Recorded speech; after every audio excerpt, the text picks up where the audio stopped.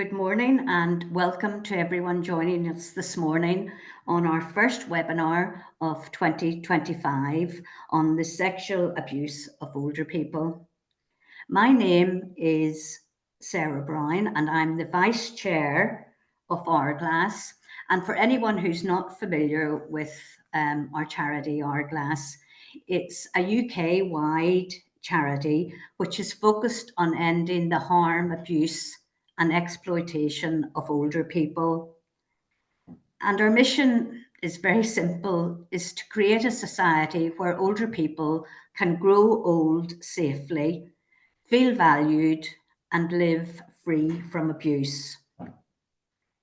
Our topic this morning of sexual abuse is a distressing and a very upsetting form of violence and abuse against older people. And this type of abuse can occur in any settings, from hospitals to nursing homes to assisted living accommodation, in people's own homes and in the community.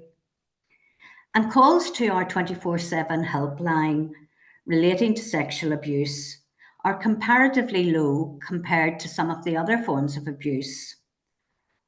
But they are increasing year on year. And we know that sexual abuse remains a taboo subject, and cases reported do not reflect the true scale of the problem. Over the past year, we have started to see the issue of sexual abuse in older people being addressed on TV and in the media, with programs like EastEnders and The Sixth Commandment. And the recent trial in France highlighted the issue of sexual violence and abuse around the world. So today's webinar will explore the nature and extent of sexual abuse of older people, the unique challenges and barriers which victim survivors face when coming forward.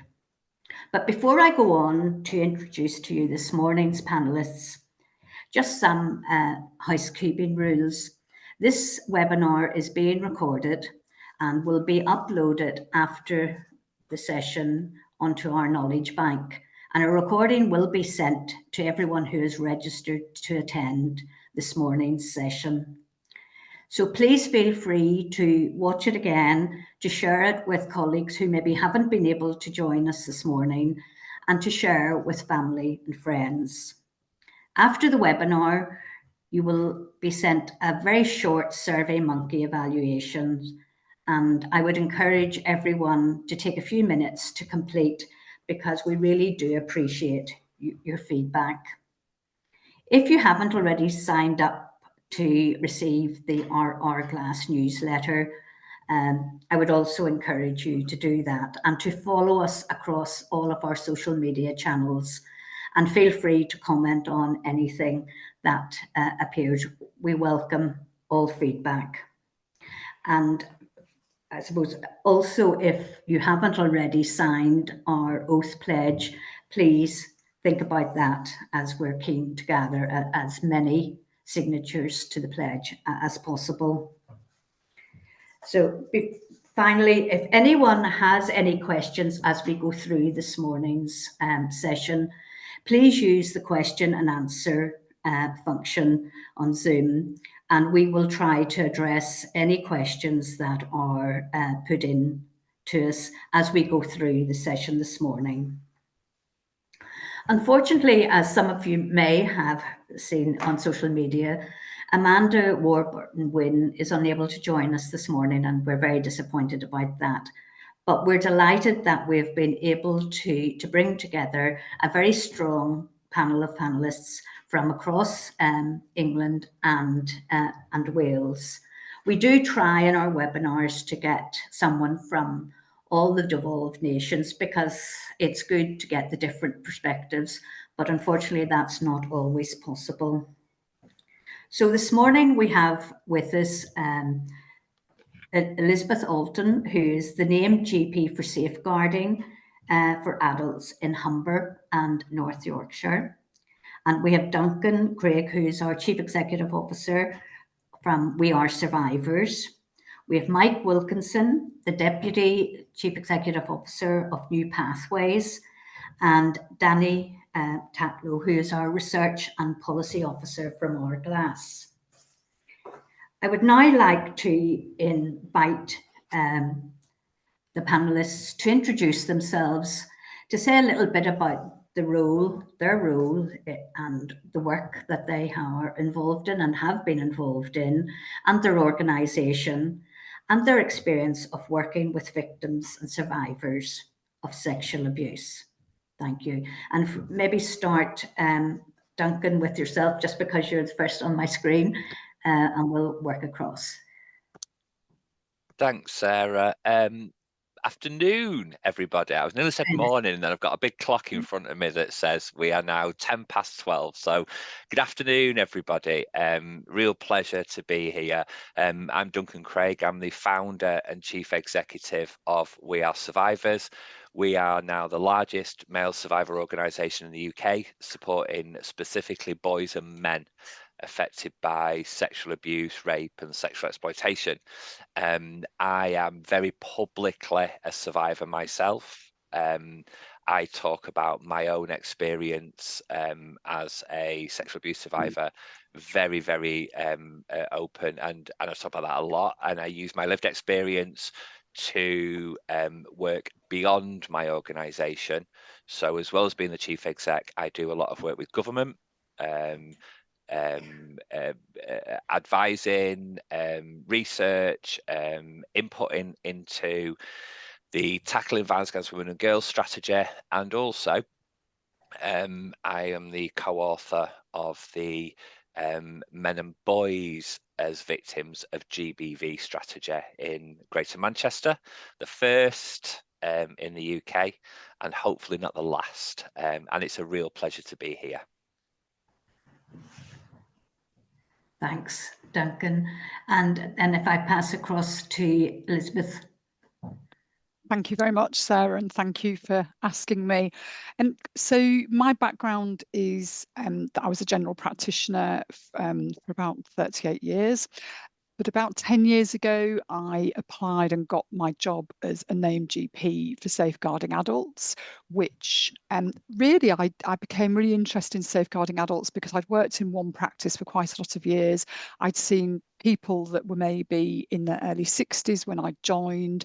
I watched them grow older. I watched them develop dementia. And I felt for me that sometimes some of the care and some of the way people with dementia were treated was something that I really felt quite strongly could be bettered. And so I took on this job as named GP for safeguarding adults. And really, I've had a great time. It's a fantastic job and I really enjoy doing it. And so mostly I support GPs to discharge their statutory safeguarding duties. I will give advice. I will get involved in complex case management. And I think for me, this whole interest in sexual assault of older people developed when we started a prototype in the Humber region looking at non-accidental injuries in adults at risk of harm, because I'm sure most of you will be aware there is no service for adults. We have a commissioned service for children, but the minute you get to 18, you will have no service. There is nobody trained to offer any sort of documentation about your injury or any interpretation or even work on your behalf with the local safeguarding adult team and the police to try and get either justice for you or safer care for you. And this was something that I felt was really wrong. So I got myself trained as a forensic physician using courses at the Faculty of Forensic and Legal Medicine and Teesside University. And we started a project examining adults at risk of harm who may have had a non-accidental injury. And then, oh, what a surprise, I then see women. I haven't seen any men yet, Duncan, I'm sorry to say, but I'm sure it will come. I've seen women who've got injuries that are strongly suggestive of a sexual assault, but because they mostly have dementia, they aren't able to give an account for themselves. So then we ran into this issue, which I'd never foreseen because I'd never come across it before, that certainly our sexual assault referral centre won't accept referrals from people who don't have capacity to self-refer. So then we had to work really closely with the police, because the only organisation in our area who can refer people who lack capacity are the police. It is different across the country depending on who your provider is.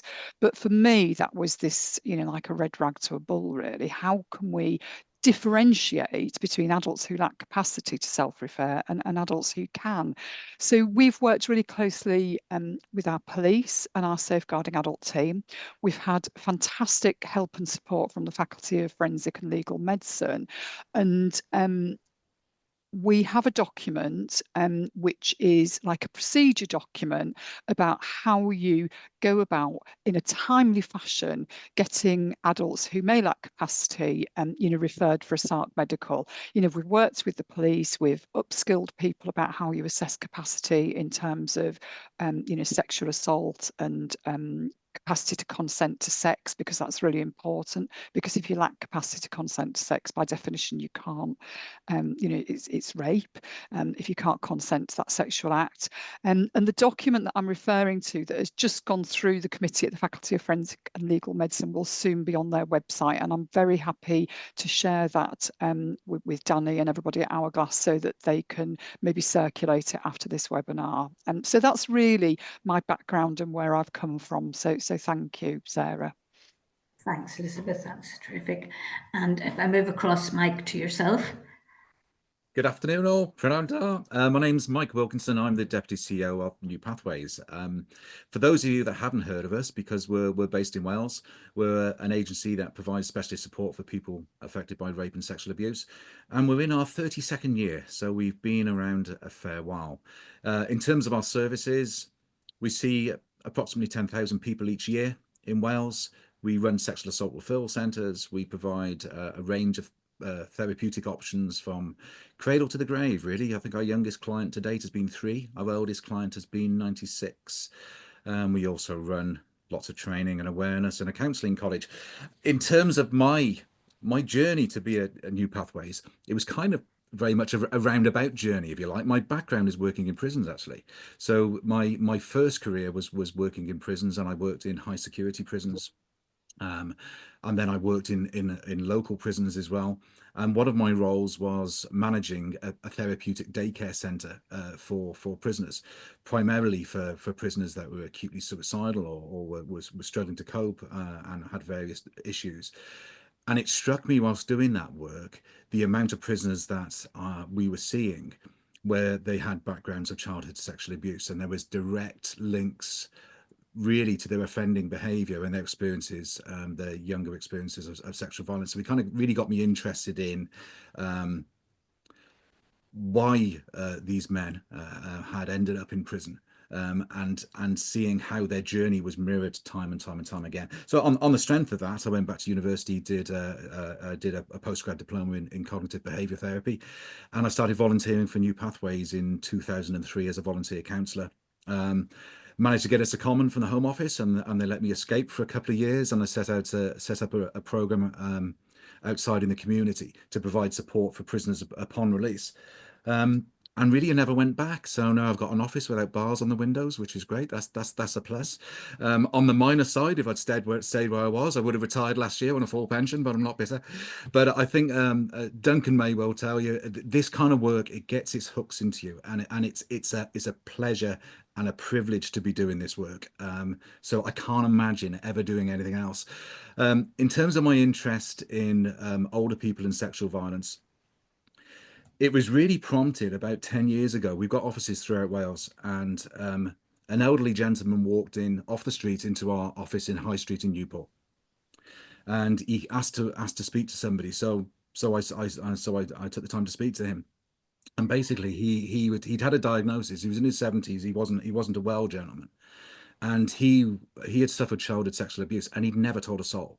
He'd carried that for 6 decades and never told anybody, and it affected all the chances he had in life, all the decisions that he made in life in terms of his relationships, his work, his schooling, were all affected.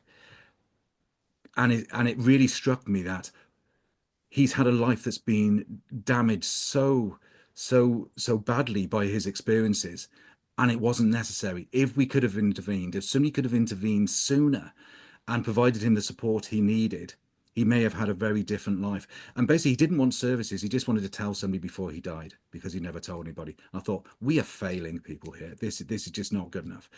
So it's a personal interest of mine because of that experience. But in terms of the work that we're doing in Wales at the moment, there's quite a lot of work in Wales on older people and sexual violence, or violence against older people in general. So for my sins, I sit on a Welsh Government work stream meeting, which meets regularly to discuss kind of policy and strategy in terms of abuse of older people, including sexual violence.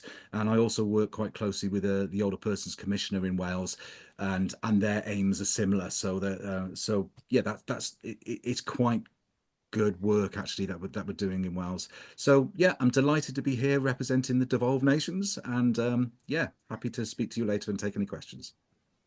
Thanks, Mike, for that. And then if I pass to Danny, and Danny, if you could introduce yourself, and then I think you're just going to give a brief overview of the work that Hourglass has been engaged in. Thanks, Sarah. Yeah, I'm Danny Tatlow, the Research and Policy Officer here at Hourglass. I've been with Hourglass for coming up to 7 years now. So I've seen, I actually joined when Hourglass was under its previous title, Action on Elder Abuse. So I've seen a wide stratum of abuse against older people cases. My role really consists of policy development, research development, and data analysis. As well as sort of representing the organisation on some of the similar panels that Duncan and Mike are on, and other facets to that. Lots of stats work, lots of data work, and lots of sort of sitting in dark corners reading academic journals. So yeah, as Sarah said, just I'll quickly run down how we see sexual abuse at Hourglass and the sort of sexual abuse cases that we deal with. So as I think sort of will become more apparent as the webinar goes on, unfortunately, although all types of abuse and violence towards older people are understudied and generally ignored, sexual violence and sexual abuse is the most ignored, under-researched, under-known and understudied. As Dr. Hannah Bowes stated in a recent issue paper, Sexual Violence Against Older People, a review of the empirical literature, I quote, "Aging and sexual violence are both established areas of research, but little attention has been paid to research into sexual violence against older people." And that's completely true. That completely equates to how we see sexual violence at Hourglass. As Sarah noted, it's generally the least common abuse type that we see. We see probably around makes up about 1 to 3% of the cases we see. I think last year in 2023, it was just over 100 cases we saw, which equated to around 2%. But we know that this is just the tip of a very invisible iceberg of cases, people not feeling able or wanting to come forward. The Sexual Abuse Acts at Hourglass, the helpline receives include a broad range of sexual acts and violence, including rape, sexual abuse, but more sort of, I'll just say some very brief sort of case studies. One included a handyman who'd come around to do some work previously, and then he'd come around again, asked if he could take a shower with the victim survivor, asked if he could masturbate to the victim survivor. We've also seen abuse in care homes, in hospitals, where we saw the inappropriate, a relatively recent case where we saw the inappropriate touching of a victim survivor who was a patient in a hospital, and they go into a cubicle and being inappropriately touched. Fortunately, while we see, unfortunately, as I said, an underknown and under-researched from academic researchers, this is also the general public. The general public don't seem to equate, I mean, sexuality as being linked to older people in general, but sexual abuse, as I'm sure we'll discuss soon, this is due to ageist attitudes.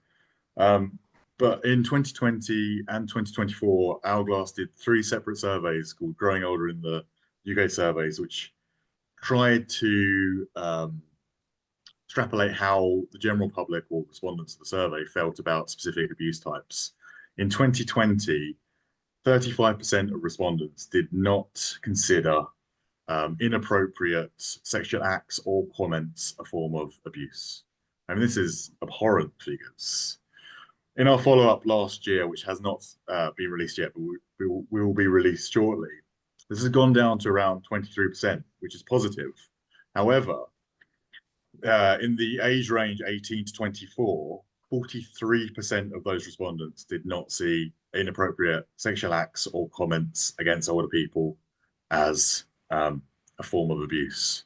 So this is a huge issue wherein we're seeing sort of younger generations not appearing to understand that older people are victims of sexual abuse and violence, and this needs to be stopped and sorted. So hopefully this webinar will give everyone a greater understanding and awareness of the sort of problems and issues that older victim survivors face, their unique needs and the unique issue around sexual abuse and violence of older people, and really the need of specialist support services to take this, and everyone to take this seriously, and to provide specialist support to older victim survivors of sexual abuse and violence. Thanks. Thanks, Danny, and thanks to all our panelists for some introduction. And it has raised, I'm sure, for those listening to the webinar, potentially some questions. So if I just remind you that if you have any specific questions that you would like any of the panelists to address, if you would pop those into the question and answer function, and we'll get to those. We have some questions that we'll start off with, but more than happy that the questions that you have as delegates are addressed as well throughout the webinar. And my first question, and I'll maybe come to you, Duncan, to start, and as I say, our other panelists obviously can input as well. Why do you think older people still in 2025 continue to be marginalised and ignored in discussions about sexual violence and abuse? The main reason, I think, is to do with a real lack of understanding of how we talk about sexual violence, sexual abuse, violence against women and girls, etc. Let me just kind of unpick that a little bit. So over the past couple of weeks, everybody will have seen in the news that since Mr. Musk decided to start shouting his mouth off, that we're back talking about grooming gangs, sexual abuse, etc., etc. Government responds. Home Secretary made a statement in the Commons. And what we begin to do is we begin to start using words that mean different things to different people. So when we talk about sexual abuse, when we talk about rape, sexual violence, what's so often being talked about is the thing that's happening now. What then happens is we get a whole load of people like me and Mike and other survivor organisations who say, oh, don't forget about the adult survivors of childhood sexual abuse. And the adult survivors of childhood sexual abuse are so often from Operation U-Tree, so from the Jimmy Savile stuff onwards, they're so often older people. And so what I think happens is I think we as a society, we automatically jump to, when we're talking about sexual abuse and older people, we're talking about adult survivors of childhood sexual abuse. When we talk about sexual violence, we're talking about the thing that happens now. And those two viewpoints just don't come together. Yeah, absolutely. Elisabeth, anything that you would like to add to Duncan's response?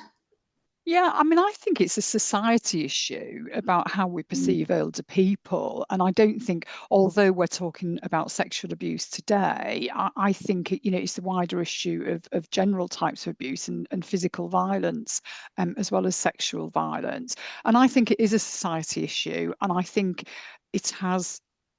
I still think that people, find child sexual abuse and violence against children really abhorrent, and you see it in the press, and you can probably tell, I could probably reel off 10 names of children who I've read about in the press. But when you try and think of an adult victim, or even when you have, large scale inquiries about care homes or residential facilities for people with learning disabilities, they may hit the press, but it's usually really brief. And I think raising interest for that is really difficult. And I think it is a society view, and I'm not quite sure why that is. I think maybe it's because we all fear getting old, and so sometimes we don't want to talk about it because we worry about what's going to happen to us when we get old. I think a lot of these people can't tell their own stories, which again makes it very difficult to deal with. If somebody can't tell you what's happened to them, then how do you further that? But I think it is, it's across the board with our society in terms of how we view people who are perceived as having sort of less economic status, really, which I think's very hard and very harsh, really. Thank you, Elisabeth. And Mike, I'll come across to you. Anything from your experience that you'd like to add? Yeah, absolutely. But echoing what both Duncan and Elisabeth have said, really, that I think society's attitudes towards older people in general are not great in the UK, and I think we can learn lessons probably from some of our European neighbours in terms of how we view older people and their value to society, and so it's, I think, and some of the research that's been done by Hourglass and other similar organisations. There's an organisation in Wales called Dowie's Choice, excellent organisation, and some of the research that's coming out about people's perception of older people and their attitudes to older people, particularly in relation to abuse, is frankly quite shocking.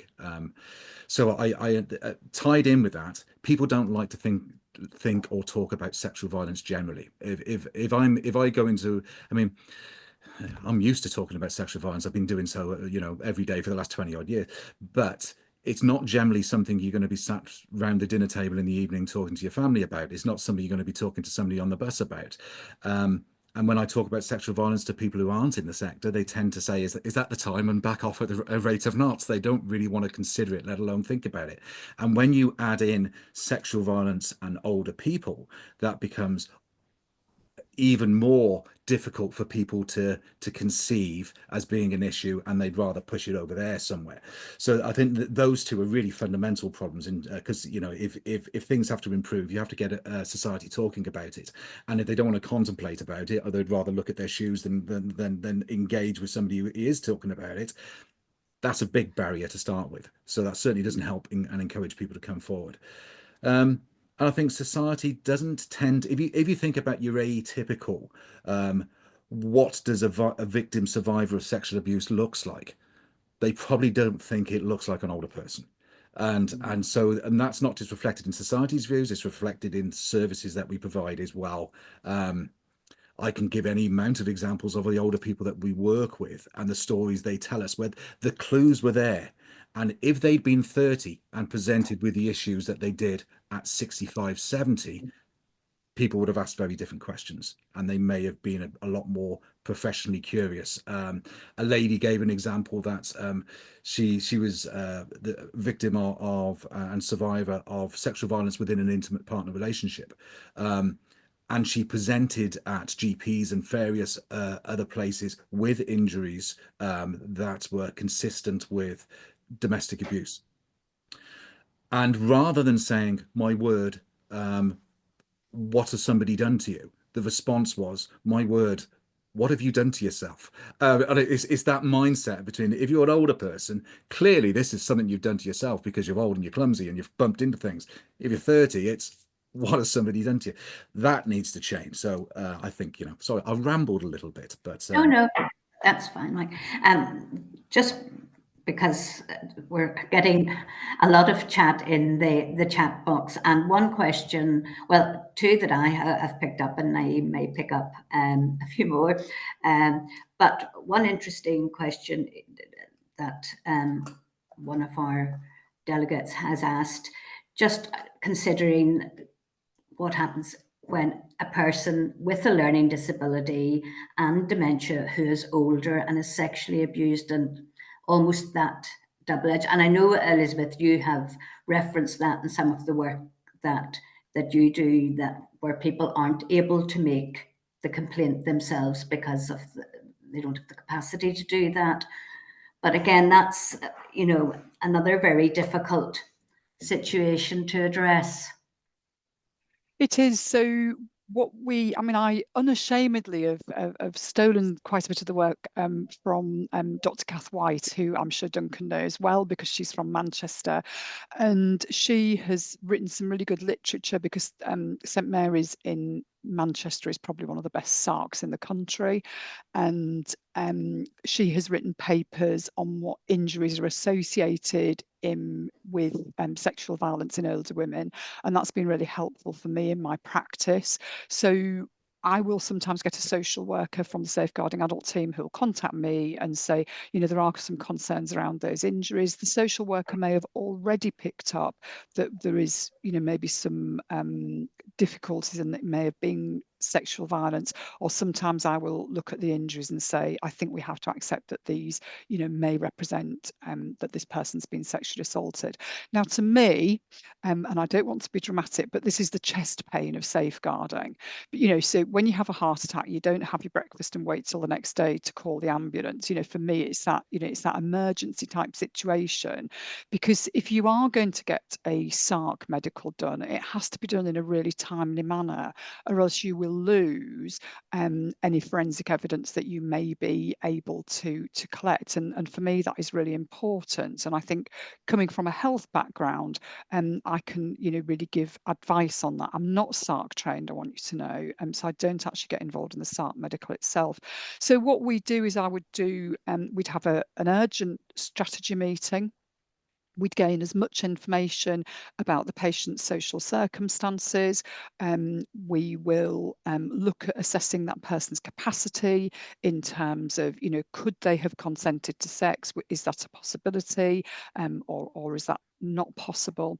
We have the police at the strategy meeting, so right from the off, we're involving the police, and we will have that within, hopefully the same day, but definitely within 24 hours. And then once I will go and see the patient with the social worker. I will examine them. I won't do any intimate examination. And if we think that the person has been sexually assaulted, then we communicate with the police, and the police, you know, if they feel it's appropriate, will make the referral to the SARC. But that has to be done in a really timely manner. So it's really, you know, it's complex. It's assessing capacity, which means that you have to have somebody who can communicate with the patient really well, understands about capacity assessments. It's about assessing the situation in terms of what injuries they may have sustained. And again, I can pass the information about Kath White's paper on, so, you know, that can be distributed. And then, you know, looking at all the social circumstances, who may have had access to that person. But it's also about listening to the person themselves. We have had patients with dementia which, in retrospect, they have told us what has happened to them, but because they come across as being a bit muddled, we maybe haven't taken as much notice as we could do. So something I always do when I see somebody is write down what that person said to me, because sometimes when I'm driving home, I have this light bulb moment about what they've actually told me. And then, you know, hopefully we get that SARC medical done if that's in the person's best interests. So that's the sort of process that we follow. And as I say, it's well documented on the document that soon will be on the Faculty of Forensic and Legal Medicine website. Thanks, Elisabeth. And I've just picked up a couple of people have raised this, and just generally the question whether the recent trial, the case in France of Giselle Pellicot, has helped to raise awareness. And I don't know, Danny, whether you want to address that, whether you think it has I think it's far too early to tell, unfortunately, Sarah. You hope it's raised awareness, but I mean, with the sort of 24-hour news cycle and how quickly people move on and how other big news stories take precedence, I think it's hard. Just to link back to what Duncan, Mike, and Elisabeth have been saying, I agree wholeheartedly. I don't think anyone yet has mentioned ageist attitudes and ageism as a concept. And that sort of, just to quickly go back to the first question, that a key issue is sort of ageist ideas about sexuality and older sexuality and the sort of taboo nature of it, that you don't want to, when you're younger, think about your grandparents having sex, or that they even still would have sex, or that they might be a victim of sexual violence or abuse, or that would even be a possibility. And sort of ageist attitudes around decay and, as Elisabeth said, deterioration of oneself as you're getting older and you don't want to look yourself in the mirror, etc. That's a key issue. And as Mike and Duncan said, the fact that older victim survivors do not see themselves as representative of support services, that sort of there's a concept around the idea of real rape, wherein the stereotyped victim of rape is a young, generally white woman. Older men, older women, men in general, do not see themselves or are not represented as victims, disabled victims, LGBTQ plus victims, minority ethnic victims, the other demographic victims that are not sort of posited as these stereotyped ideal victims or the usual victims, do not see themselves represented in media and literature. And that's the key issue that stops people coming forward, that stops people understanding, and it hides the true issue. Can I Sorry, again, I rambled there. Can I just jump in on something, because it's been percolating. So as well as, like, for me, the idea of how we automatically in our minds as society jump to types of victims, and older people often being seen as the adult survivors of childhood sexual abuse rather than people who have been abused in a current setting acutely. One of the things that, and what Danny was just talking about then, and I also notice one of the delegates, Anushka, has said something about this. If we can't even think about older people having sex, how are we going to understand and think about older people being harmed? And I want to be really clear that I'm talking about sex and harm, not consensual sex and non-consensual sex, because in my language that doesn't exist. Sex is always consensual. And when Danny was just talking then, it just reminded me about 6 or 7 years ago, the local public health in Greater Manchester, they did a good sex guide, and it was specifically aimed at two populations: people who had long-term debilitating health issues, including people on palliative care, etc., and older people. And it was born out of some research. So we had a serious issue with the number of people who had chlamydia. Chlamydia became this really big thing in Greater Manchester, and resistant chlamydia, medication resistant chlamydia.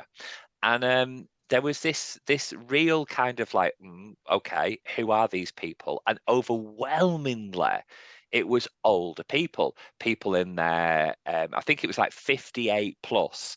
And when they did a bit of research, what it looked at is people who had got divorced, widowers and widows, who were kind of having this like second life, so to speak, post being in a relationship. It was so controversial, I use that term in inverted commas, is that it ended up on as a headline on ITN News at 10. And it always stuck with me how bonkers that is. A piece of literature from public health explaining to people how to go and get a sexual health check ended up on News at 10 just because the audience they were speaking to was older people. Yeah. Mike, I'm sorry, were you wanting to come in on a... Yes, sorry. I was picking up on. I'm guessing there's people on the webinar today that it would be SARCs and sexual assault referral centres is relevant to them in terms of their work, maybe. So just picking up on Elisabeth's point, a couple of things I wanted to say about that. Yeah, the forensic window, generally as a rule of thumb, 7 days. I mean, forensics on a body, as a body being a crime scene, deteriorates, so that the quicker we can get people in, the better. Depending where on the body the evidence is, deteriorates quicker, but general rule of thumb is 7 days. But the really important message to get across to people is one of the main barriers for people coming into SARCs is that they quite often know the alleged perpetrator. So it's not an easy decision to go and report to the police, but people can self-refer into SARCs. They don't have to tell the police. So we can gather the forensic evidence so that with support thereafter, if they want to take forward a report to the police, they absolutely can. And we've got the forensic evidence there. So I think that's just a really important point to make. But just picking up on what Duncan said is well about people not being, not contemplating older people as being potential survivors or victims of sexual violence. I did a quick kind of data shot before I came on today, and in terms of the older people in service at the moment, we're supporting 410 older people currently in service at the moment who have been affected by sexual violence. 17% of those, the sexual violence occurred whilst they were an older person. So it dispels this myth that older people aren't affected by sexual violence, or if they are, it must have happened when they were a child. That's absolutely not the case. Okay, thanks, Mike. I'm mindful, Duncan, that unfortunately has to leave us around 1 o'clock for another appointment. And there was one particular question which is particularly relevant to Duncan to answer, because it's to do with his work in Greater Manchester. So maybe if you don't mind, Duncan, if I put that to you now, and then, obviously you can leave when you have to later on in the discussion. And it was the violence against women and girls as we know, the strategy has gained increased prominence in recent years, but yourself in Greater Manchester has now become the first area of the UK to launch a violence against men and boys strategy, which obviously he's got it there to when he produced earlier. And really just to ask you, what is the likely impact for older victims of this, victim survivors of this new strategy in Greater Manchester? Yeah, thank you. So, yeah, I'm really proud. When comedians, actors, and stuff often say, this is a 30-year overnight success. This is a 17-year overnight success of getting this strategy written, agreed. I've always had major issues, and still do, with how men and boys are just shoved in to the violence against women and girls strategy. I think it gives us a complete misunderstanding of men and boys. I also think it doesn't help us understanding what's really going on in the data for around tackling violence against women and girls, because the data's skewed.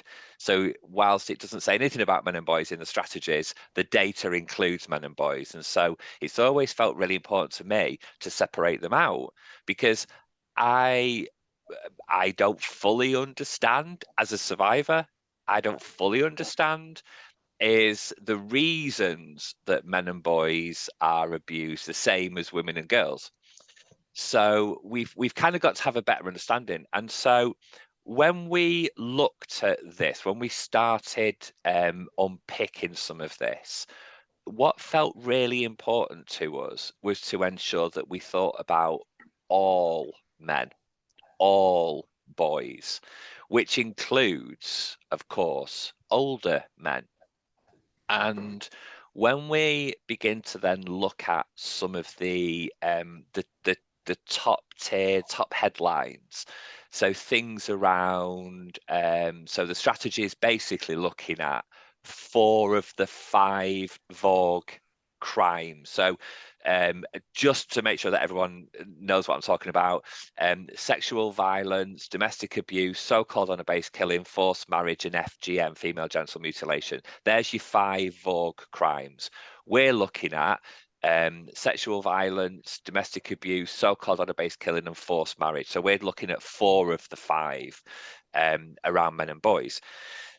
We've got to utilize, we've got to use this strategy to lean into understanding.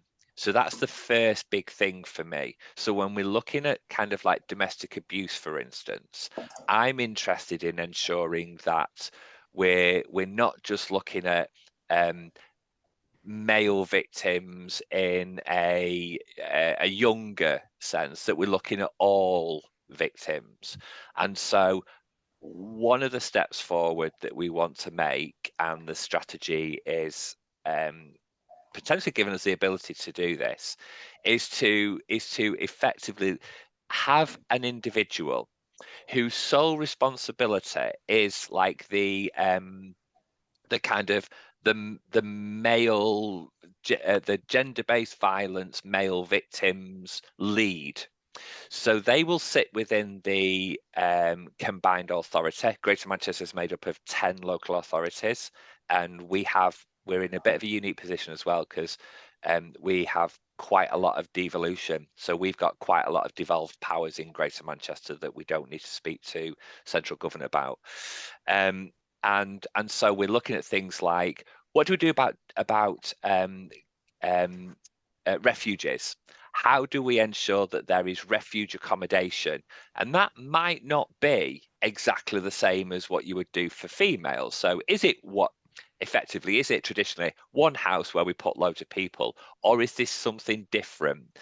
What we have already begun to talk about is, well, what does that look like for older men? What does that look like for, and I'm talking about domestic abuse in the widest sense of the term, so familial abuse, so domestic abuse from the older person's adult child, for instance. Is the simple answer move somebody out of one place and put them in another place? And so we've got to really understand that. When we talk about sexual violence, one of the things that we have identified already is that we often think about people that look like me, white British people.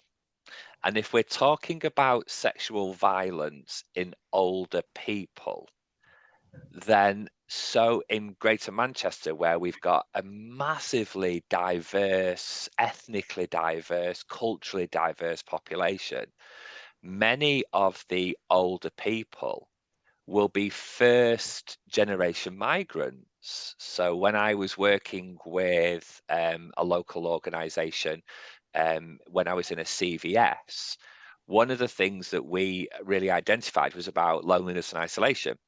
And it was primarily from South Asian older people, because as they grew up, they looked after the older generation.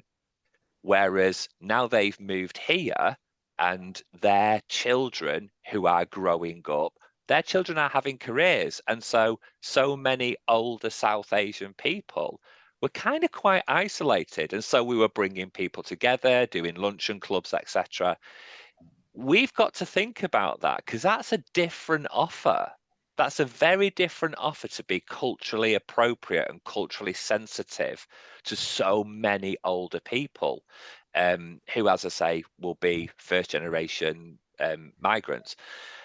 Then we need to then think about forced marriage and so-called honour-based killing. We've got to think about, what does that look like? Because again, there are cultural sensitivities, and I'm definitely not saying we need to tiptoe around things. I'm not saying that at all, but what I'm saying is there is, and I think there's a bias in me that I need to challenge, that I'm not just automatically thinking about older people, older men, older women being white men and white women, British men, British women, UK men, UK women, that have got to think about this in a area like Greater Manchester that's so culturally diverse. We've got to take all of that into account, and I don't think we do that with older people, and I hope that this will do that. Thanks for that, Duncan, and thank you for taking the time this morning to join our webinar. And as I say, please feel free to leave as we press on. There are loads of questions coming in through the chat function and question and answer, and just try to get through it before we move on with some of the others. Someone is asking, Danny, when the 2024 research report is likely to be available. Have you any time span as to when that report might be available? Hopefully late February, but I reckon March is most likely. But hopefully as soon as possible. And the other question that was asked, and I don't know, Danny, whether you would have this information, but someone was asking in terms of, have we any idea how many referrals maybe go through MARAC as opposed to the sexual abuse referral centres? I've just someone's just put my email in the chat, so I can't give you those figures now, but feel free to send me an email and I will try and pull them out. Yeah, that's grand. And just going on to one of our other questions, I mean, I think what has come through clearly that there is the need to raise awareness, not only of the general public, but probably raise awareness with professionals and practitioners of the issue of sexual violence and abuse particularly of older people. And just a question that I have to the panelists. I mean, what can we do to raise that awareness? Mike, any views? Yeah, this is something that has been a focus of ours for the last year or so. And I think everything stems from good awareness and good knowledge. You can't change societal attitudes unless you inform them of what's going on. So we've done a program of training and webinars, some of which has been funded by Welsh Government, some by local authorities and local areas, where we've delivered training sessions on older people and sexual violence to social care sector. And I think it's really, really important that people working within our care settings, it's real pity that Amanda's not here today, but I know a lot of her reports, a lot of her research is around the abuse of older people within care settings. The very places where they should be the safest are often places where they're not safe at all. And that's sexual violence and other forms of violence that are perpetrated by other residents or other patients, and sadly and quite shockingly by healthcare professionals. So I think, first of all, getting across to people that older people can be affected by sexual violence and other forms of violence is really key. And in the same way, somebody put up in the chat about, there was something in reference to human trafficking, and we've done a lot of work on that as well, and training the right people. So a lot of the training we did around human trafficking and modern slavery was training people who are going to notice the signs, that people going in to read a gas meter in either a commercial premises or a home, you've been collecting people, and that worked really, really well. And we started to get a lot more referrals and notice taken of people noticing the signs of trafficking.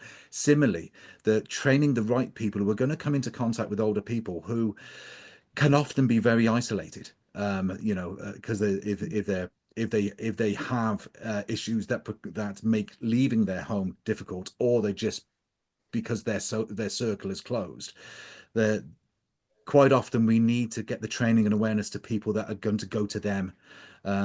So I think that's really key. One of the other things we picked up in some of the work stream meeting that I'm involved in, and I think somebody alluded to this earlier, is that the training that is available in relation to safeguarding is not appropriate for older people. I know Social Care Wales have different safeguarding training to that in England, but it's kind of along similar lines. So we have specific safeguarding training for children and young people, and then we have safeguarding training. There's nothing specific for older people, and there really should be. So it's something that the Older Persons Commissioner in Wales is pushing on.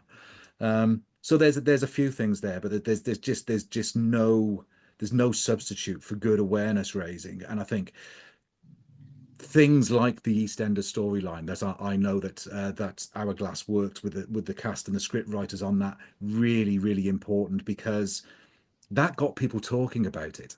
It certainly got people in our office talking about it. So the more we can do on that kind of thing, the better.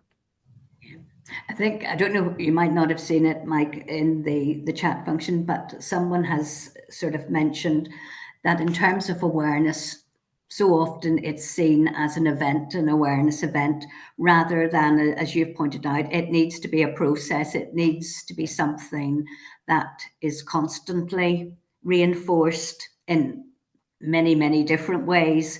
But, it's not something we can just raise awareness by an event like a webinar or whatever, but it needs to, I suppose, really become ingrained in. I think you're right. I mean, we've got specific legislation in Wales. I know there's legislation going through central government at the moment, but in 2015, Welsh Government brought forward Vowder SV legislation into so it's the first of its kind in the UK. And part of, whilst we helped to shape that with other organisations, and we had hoped it would have more teeth than it does, but it does have some good things within that.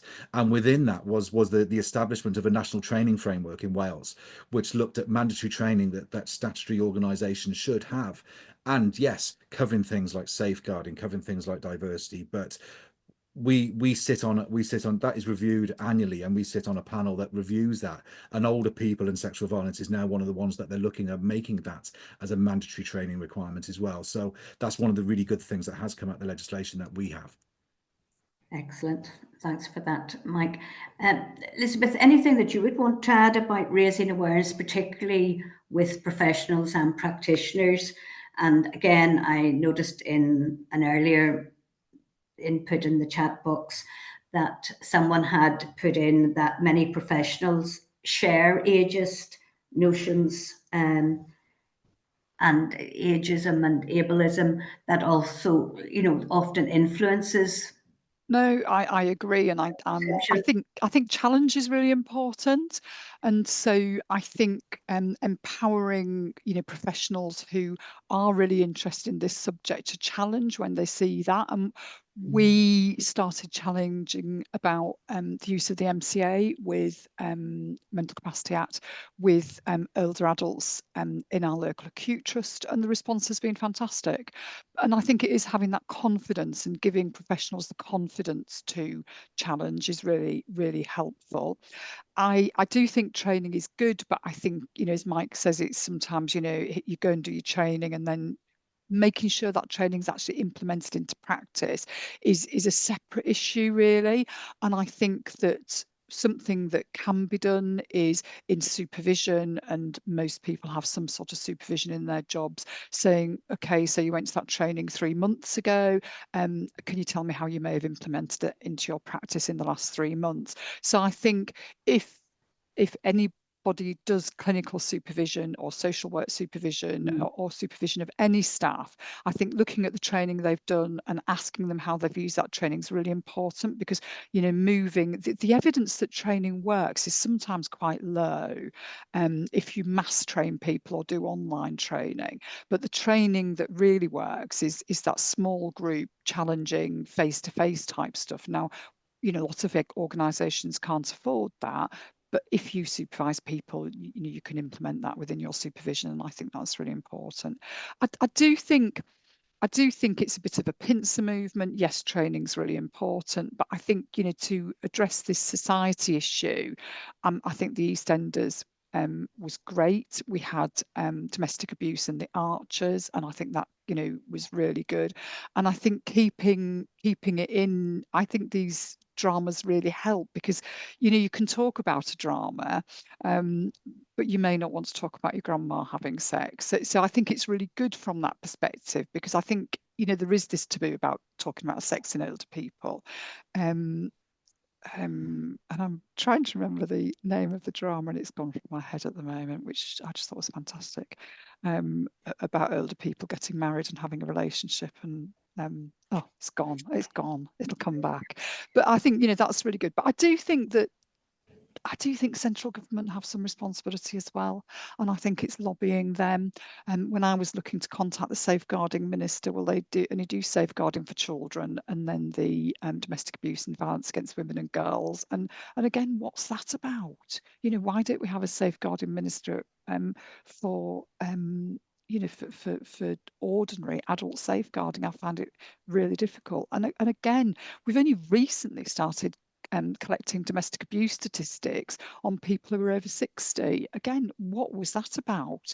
So the ageism, comes from society, but it has to be fed down from the top as well, that, we don't mind how old people are. We are going to collect the domestic abuse statistics, which, yes, we are doing, but it's been really slow. And so I think that it has to be a pincer movement. Some of the stuff on the ground, and some of the stuff from the top, really.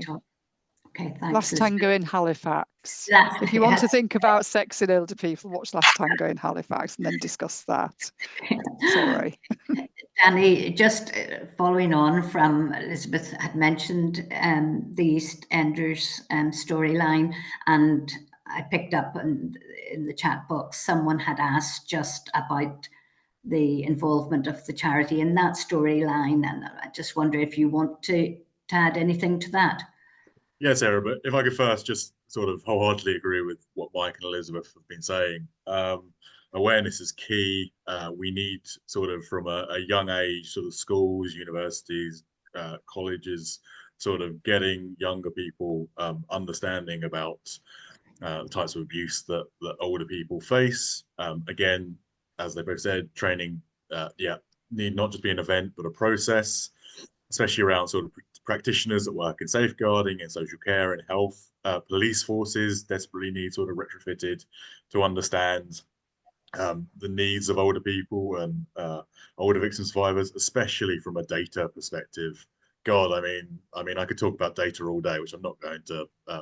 Don't worry, but that is sort of a key issue that we have around awareness, is that the prevalence data and all data around, as Elisabeth just said, with the crime survey for England, Wales only recently illuminating a light on the domestic abuse against older people. It's just not good enough, and it really then stymies us in getting government action, because sort of they're like, where's the data? And we're like, well, we're struggling because there's not enough data processes or efficient data processes that show the needs and abuse against older victim survivors. As Duncan said before he left, we desperately need a sort of more specialist and more focused strategies, not just subsuming everyone under a VORG strategy. We need a separate strategy for men and boys, and we also need a separate strategy for older victim survivors. Which is what Hourglass has been calling for ages, that would allow focus on all types of abuse and sexual abuse and violence against older people and older victim survivors. Sorry, I will now talk about EastEnders, Sarah, quickly. So yeah, we did some work last year with EastEnders around a couple of storylines focused on sexual abuse. Veronica Gray, who is the Deputy CEO and the Director of Policy, was the main point of contact on this, and she worked with the EastEnders script writers, the writers in general, illuminating the unique needs that older victim survivors had, the issues that they faced, and yes, taking from, I think the question said, taking from real life cases that we see on the helpline to sort of help amend their script, and really just raising the fact that older people are ignored, they're not understood, that they're seen as sort of non-sexual beings, really, and that sort of then fed into the script. She talked to the actors, I believe, as well, just to sort of yeah, make them understand sort of how important this this story was to raising awareness of the sexual abuse and violence of other people. It's great, Danny, thanks. Mindful that time's pressing on. And a question, Mike, that I'll come to you with. What evidence is emerging from SARCs that we can learn from, that you think we should be learning from?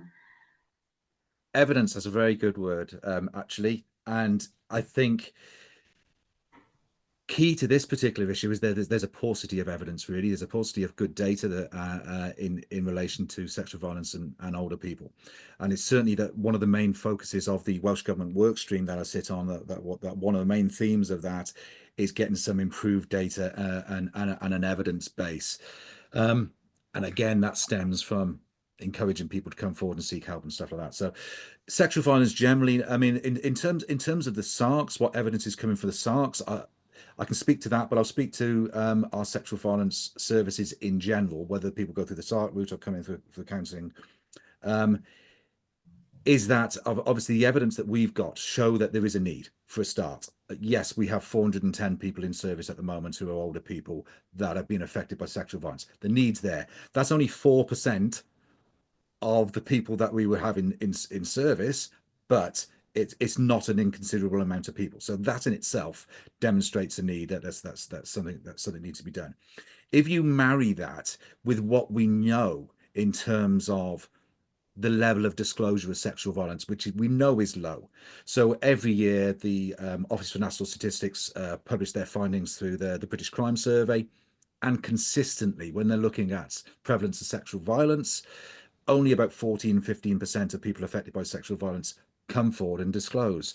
So, and of older people, it will be less than that. So that's something that we really need to challenge and really need to change, because it's in terms of numbers of people, as a rough estimate, I think last year there was about 150 odd thousand reports of sexual violence in England and Wales. If that's only if that's 15% of the actual number, we're talking about a sexual offence being committed probably every 30 seconds of every day in the UK. So as it's on that scale, public awareness that sexual violence is at those levels will encourage more investment and et cetera, et cetera.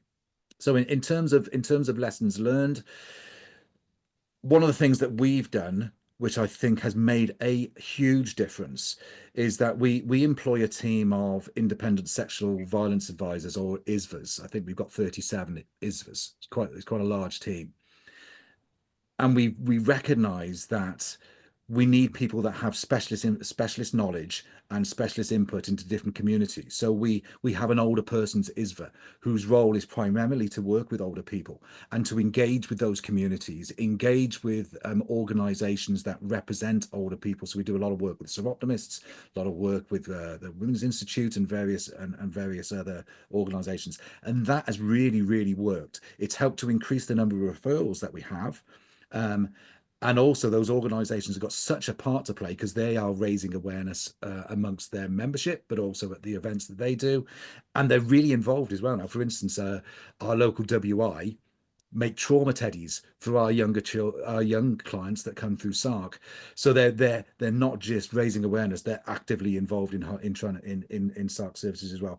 And that's really helped, particularly in Wales that has a lot of rural communities where there's higher density populations of older people. That's really helped by having somebody who's going out into the community and raising awareness, and it's certainly generated a lot more traffic coming inwards. In relation to SARC, we've done training for FMEs in terms of awareness of older people's needs from a trauma-informed perspective, also for police. We're quite fortunate in Wales. We have an operation called Operation Soteria, which has been piloted in Wales and 2 other sites in the UK, where it's a dedicated investigation team within the police. Sorry, somebody's put a message up. What's an FME? Forensic Medical Examiner. So this is the doctors on call that come and take the forensic evidence. So Operation Soteria is a body of detectives that focus specifically on sexual violence investigations. So we've been able to work with them and ran scenarios with them in terms of their interview technique of working with older people. So those kind of things have made a difference. we can and need to do a lot more. And there's areas where I feel we are failing, despite our best efforts. If you look at the demographic of our clients, between 3 and 4% come from Black and minority ethnic communities. That's not good enough. Those communities are equally affected by sexual violence as anybody else is. So we're failing there, and we need to do much more. Okay. Thanks, Mike. Elisabeth, I can come to you. I'm just mindful of some of the questions that hopefully, we've tried to get through as many, but I don't know whether you've picked up in the question and answer box. Someone is asking, what are the intersections between gerontophobia, ableism, and ageism? Whether you'd seen that in the question and answer box. Sorry, I didn't catch what you said. I do apologise. So it's gerontophobia and ableism and ageism. I'm not sure I'm totally qualified to answer that, really. I mean, I suppose a phobia is not, is being like, you might be scared of spiders. I mean, gerontophobia has been sort of, averse to older people, and ageism is a form of discrimination, really. So I suppose, I mean, I'm not sure that really teasing that out is terribly helpful in a way, because I think they both basically result in the same thing. They end up with poorer care of older people. I don't know whether Mike's got any feeling about that, but as I say, gerontophobia has been having a fear or an aversion to older people, and ageism is discrimination. So but they both end up in going down the same route of poor care for older people. Yeah. Absolutely. And someone else had asked, what can we do really on the prevention front rather than obviously I think we're really poor at prevention. And just to give you an example, which is not from older people, many moons ago, and I've always been an adults safeguarding doctor. I've never done children, but I work closely with our children's doctor. And I said something about, why aren't we looking at prevention for sexual abuse of children? And they sort of looked at me, and they obviously felt, and I do understand the feeling, that really, perpetrators should be locked up and the key dropped down the drain. And I totally understood that. But for me, addressing perpetrators is really important. Now, we're only just moving into a situation where we're getting more organised, programs for perpetrators of domestic abuse. We've got a program in our area. I know Newcastle and Gateshead are just getting a really good project underway about identifying perpetrators within primary care. So asking them, asking both men and women, I mean, obviously don't ask a question like this, but are you a perpetrator of domestic abuse? And if so, would you like help? And if you don't want help today, can I just give you the leaflet? So we're only just getting off the ground with perpetrators of domestic abuse. But I absolutely agree with you. Unless you go into the criminal justice system, I don't know of anything, where there's anything organised about how perpetrators of sexual abuse can, go onto a programme about that. And I think prevention's really important. I have a lot of sympathies with Duncan about this. We almost have a vilification of men at the moment in society, and I find that really hard. I've got a son, and when you hear all these things said about, and we've got violence against women and girls, which I think has a rub-off effect on young men. I think it dents their self-esteem, and I think work around healthy relationships is really important. I think that is prevention in itself. Just working through what healthy relationships and what healthy relationships looks like, and that has to start at a young age. Something else that we've been involved with, and we haven't talked about today, is the association with non-fatal strangulation and sexual assault. And certainly in the forensic programme that we run up here, we have seen 3 all women, but I don't think that's necessarily significant because it's such a small number, all women who almost certainly have been strangled, not non-fatally, and that is quite often associated with sexual violence. And once you start looking, because my colleague, the children's doctor, she's done some amazing research around you know, when you start looking at adverts, memes, GIFs, not I know what any of these things are really, you know, there's so much, you know, front cover of Vogue, where there are images of mostly men, you know, strangling women in what is portrayed as some sort of romantic fashion or funny fashion. And I think that we need to start calling this out as a society. But I think prevention is around healthy relationships. I think that's a really good place to start. And also, I think we have to take, you know, some of the sexism out, because, you know, men are still far more likely to be murdered in this country, but nobody dare say it anymore. So, you know, we do have to look at this in a holistic way rather than focusing on small individual groups, I think. So it's about being holistic for me. And yes, you know, prevention's about, you know, education, but right through from education to the, you know, to the masses about what a healthy relationship looks like, but then looking at perpetrator programs as well. But before, you know, they come necessarily into the criminal justice system. Thanks, Elisabeth. Mindful that we're getting near the end of the session, and I mean, I've been absolutely amazed the amount of topic areas that we've managed to cover in the last sort of hour and a half, covering sort of research and practice, training, many different subject areas.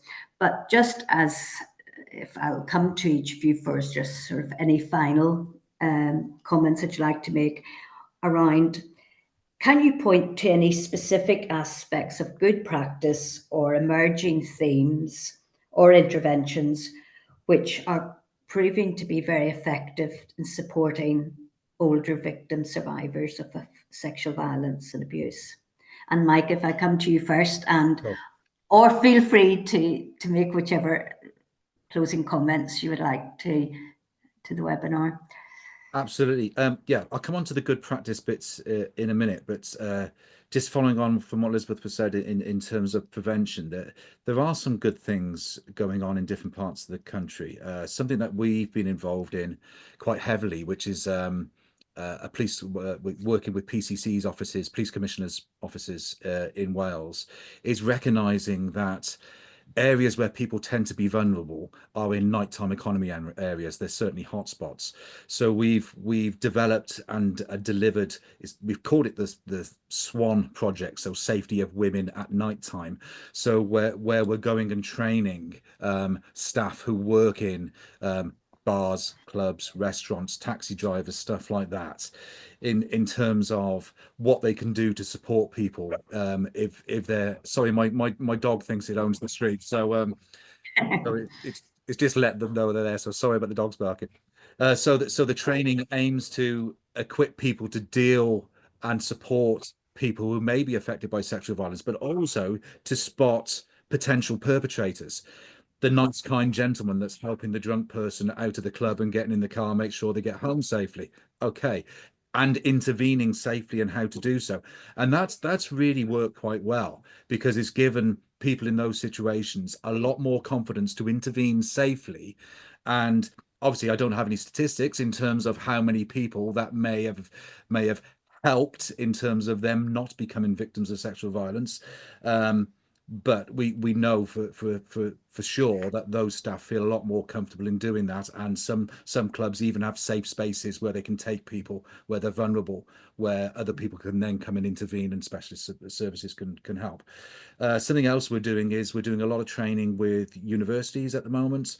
There's direct linkage between people's attitudes, misogynistic attitudes and sexual harassment, and no doubt there's a trajectory there in terms of their attitudes towards women generally, and the fact that they may then pose a risk to people later in life. So these workshops that we're doing really are helpful, and I got to say it's never more needed than it is now.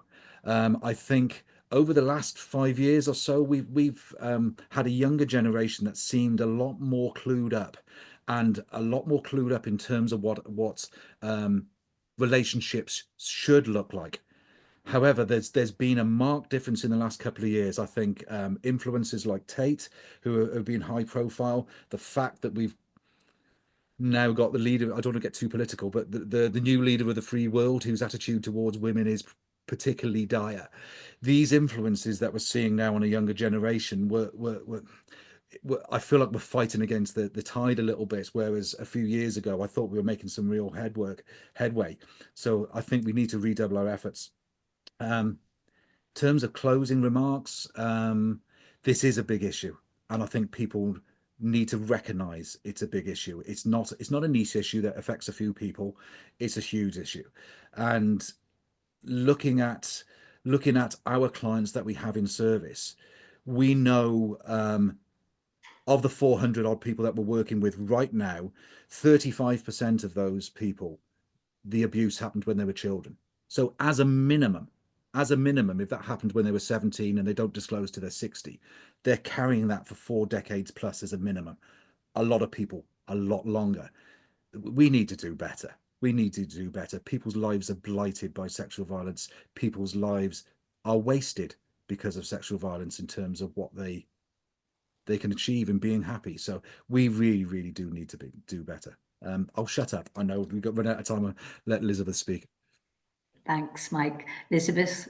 No, I think that's great. And just to add to what Mike said, I think something that's quite often not known is that if you suffer from sexual violence as a child or as an adult, it does have adverse health outcomes. So yes, it affects your mental health, but it also affects your physical health. So you've got higher rates of diabetes, you've got higher rates of dementia, and so there is lots of really good evidence about that it affects your physical health as well. So I agree that looking into this is really important, and I prevention is really important, but it isn't something that I think it needs a change in society, and that is a huge thing to do. And I agree, I think we've got world leaders whose attitude is really poor towards women, but I still don't think we must forget the men, because they're victims too.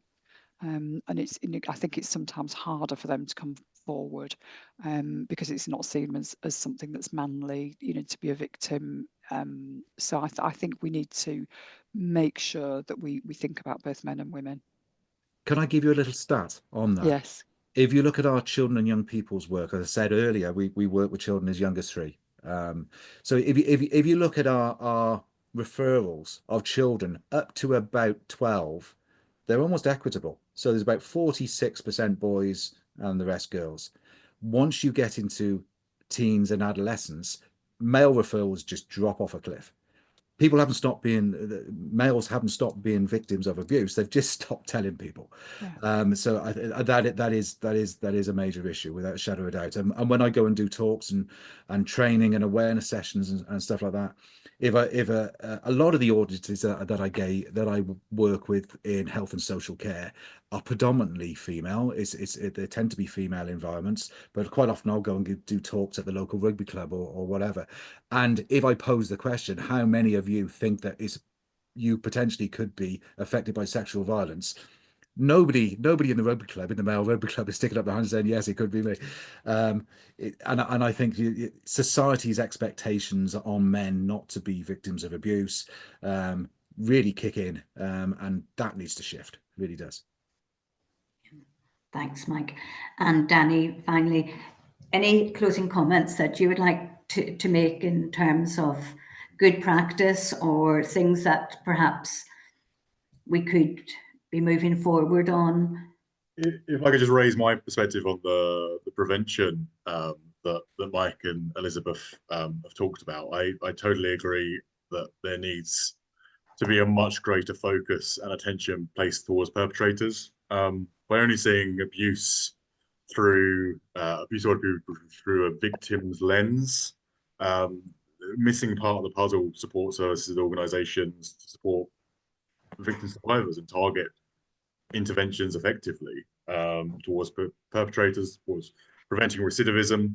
Only by understanding who and why, in a perpetration-based sense, can we help truly tackle the abuse of older people.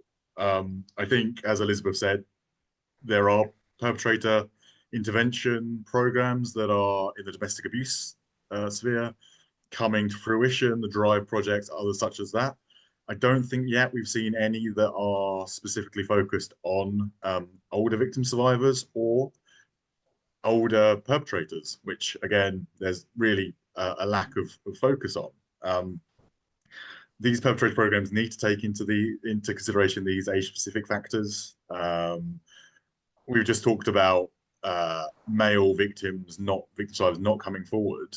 Generational norms are hugely prevalent and far-reaching, especially with victim survivors of over 60, over 65, wherein sort of they were raised in this cultural milieu where masculinity was so important, and in many ways it still is for generation that you, as we just said, as Mike just said, as Elisabeth just said, that you don't come forward at the rugby club. I mean, when I was playing rugby, yeah, definitely, like no one at the rugby club would have said if Mike had come. And this is a younger generation, so it's even and our communication skills and sort of emotional awareness are far greater now. So to sort of help male victims and then also all victims of older victims of abuse and sexual violence, we've got to be having these kind of hard conversations. And yeah, we totally see about the how we need greater focus on female victims because they are the most likely to be abused, but we can't forget the other types of victim groups as well. We're only sort of, if we focus only on one victim group, then we're not doing our jobs properly, unfortunately. So yeah, closing statements. I think as sort of, this is a societal issue that needs sorting. Mike, Elisabeth, Duncan do extraordinarily great work. Support their organizations. Sort of find out, do research, investigate all these things. But we need policymakers, practitioners, the public. We all need to, even sort of people that work in our sector, we all need to have a greater understanding of the abuse of older people and how we can best tackle it, because it is a societal issue that needs to be talked about and needs to be sorted, because as Mike said, it's life destroying. Thanks, Danny, for that. And we are now up to time, so it just remains with me to thank Mike, Elisabeth and Duncan, who had to leave us, and Danny, for all their input this morning. I think if you've had a look through the chat function, you'll see a number of very positive comments coming through. Obviously, people in the webinar, as time goes on, have to leave, but I think there's loads of comments about how informative and insightful and that really people have taken so much from this morning's webinar and are keen to share that wider, and that's what we need to keep doing. It's a topic which really you could spend the afternoon discussing, because there are so many different facets to be discussed. But thank you all very much for giving your time this morning, and thank you to the delegates. We had, I think at one point, well over 150 delegates, tuned in, which is excellent. And everyone who registered will get a recording of the webinar, because I know people, they've said in the chat function that they would want to listen again. And a lot of very good links have been shared in terms of research papers and training opportunities. So that's excellent as well. And can I just finally remind everyone to complete the short SurveyMonkey evaluation, because we do value at Hourglass your feedback. So thank you all for your time and attention and engagement this morning, because I don't think I've ever seen so many comments coming through both the chat function and questions and answers. So it has obviously generated a great deal of discussion and interest.